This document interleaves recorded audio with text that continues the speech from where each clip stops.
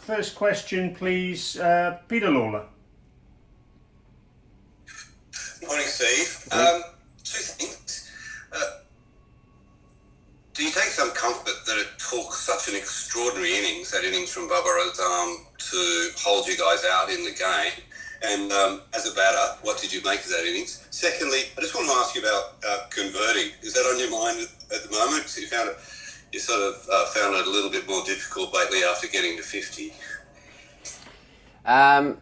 Firstly on Bubba, that was a exceptional innings in the fourth innings. I think I read some stuff. He's broken some records, or he's been in the top 5 most balls faced in the fourth innings and things like that. So, look, it was an exceptional innings. I thought he played remarkably well. He played our spinners so well.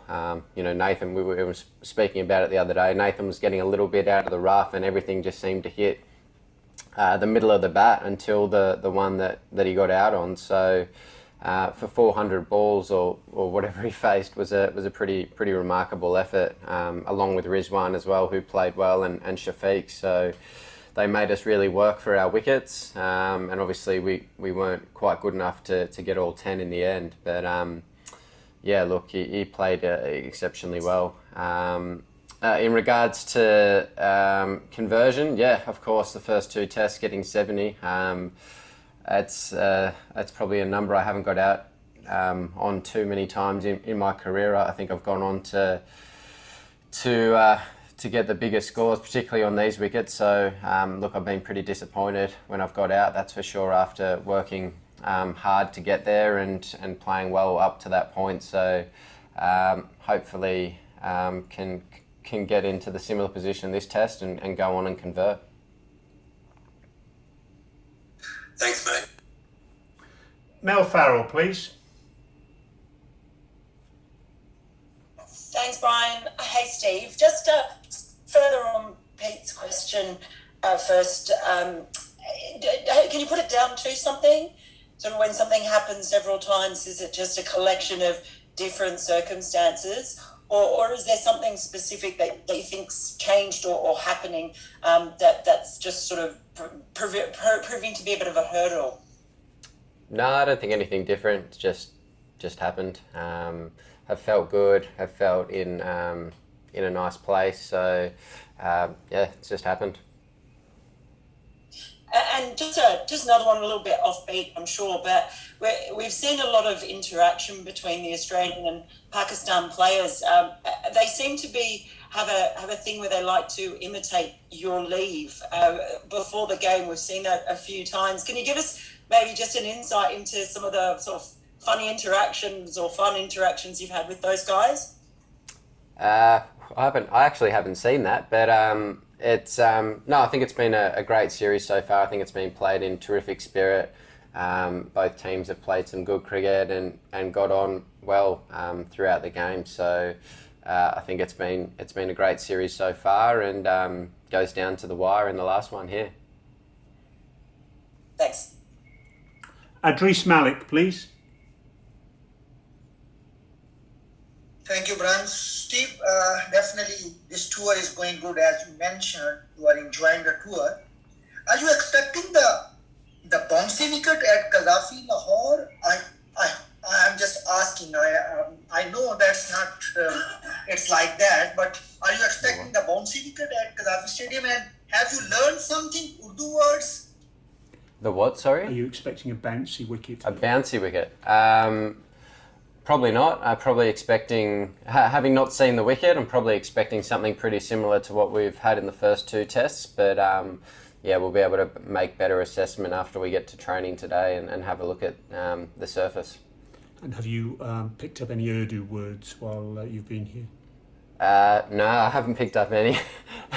So, no, it's been the Assalamu alaikum.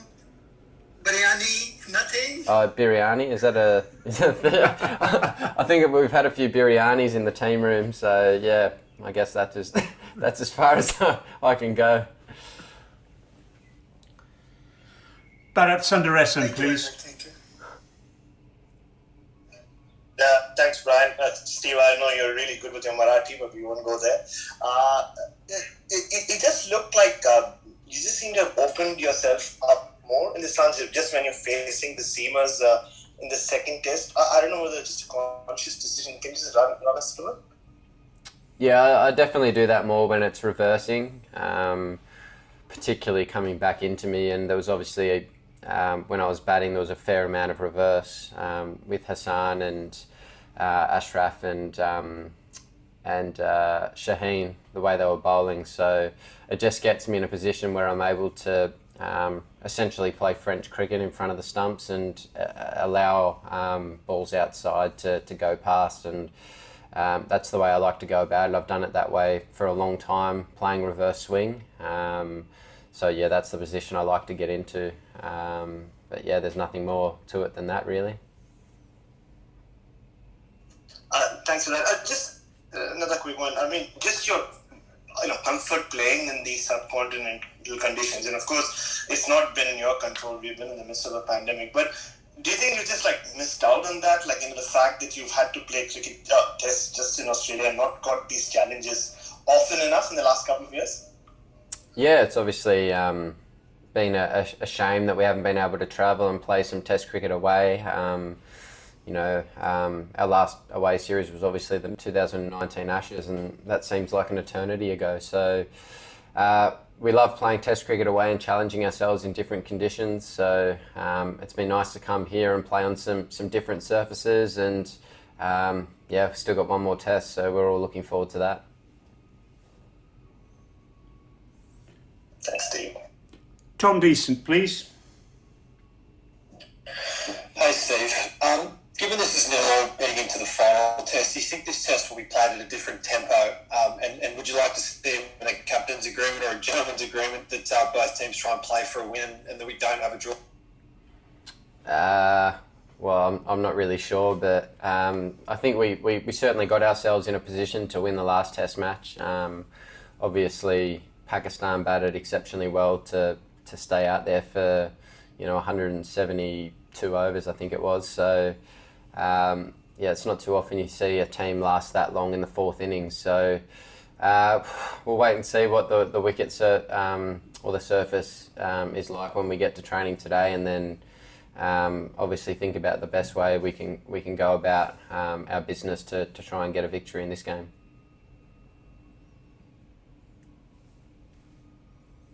Bharat, please, again. Thanks, Brian. Steve, just on the unique first slip position, where you had to stand well ahead of Alex Carey. Have you had any practice for that before, and just the challenges of being in that position? Yeah, it's been a real challenge. I've never stood as close to the bat in my life in any conditions. There's just been no bounce in the wickets, so part of our plan is to ensure that the ball carries as much as possible. So the bowlers and Paddy are happy if we drop chances as long as they're getting to us. So we're getting ourselves in very close positions where it's been exceptionally difficult. I was just looking the other day, facing Starkey and Cummo. I was probably only 3 steps further back than where I would be for Nathan Lyon in Australia.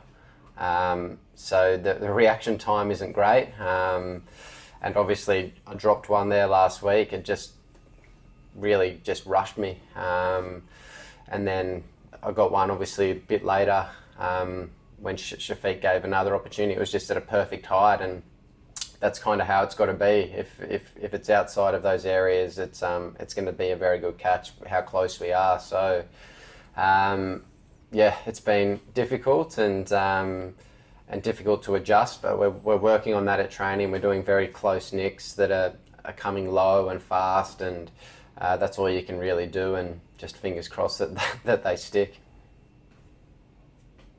Thank you. Rana Sajid, please. Okay. Hi, Steve. This is Rana Sajid from 7 News Channel, Lahore. First of all, I would like to say welcome to Lahore. Obviously, you are playing first time in Lahore. What's your feeling here? And after this test match, one day and T20 series ahead with both series? Thank you. Yes, my first time here. So yeah, it's not nice to be here in Lahore, but we haven't seen the surface yet. We got training today for the first time after a day off yesterday. So we're looking forward to getting down there and seeing what we're going to be playing on over the 5 days. And then after that we'll push on to the 1 days and T20s. But for right now, our focus is this game and hopefully give ourselves an opportunity to win this series. Last question now. Adris Malik, please. Thank you, Brian. Steve, you have a good experience of the Asian wickets, and Pat, very much considering your all the backups. So, can you remember what the communication between you and Pat Cummins when Babar Azam? Ooh, something's just logged out.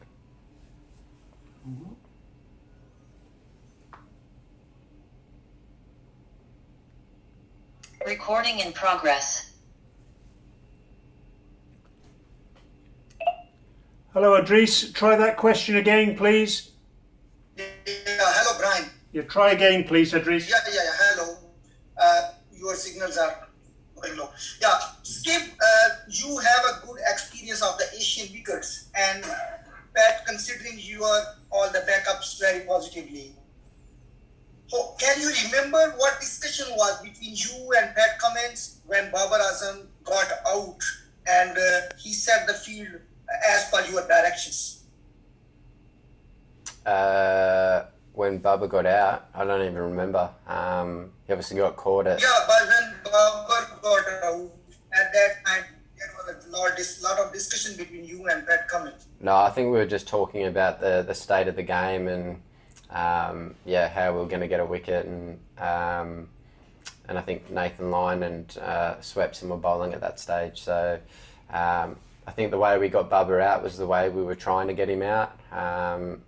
He just, as I said earlier, everything just kept it in the middle of the bat, out of the rough, until one finally hit the inside edge. And I don't know, perhaps when he was on 196, he was looking for a boundary maybe through the offside and changed his mindset a fraction, knowing that he was so close to 200, and that might have brought about his dismissal perhaps. But only Bubba can answer that, I suppose. Okay, everyone. Thank you very much indeed.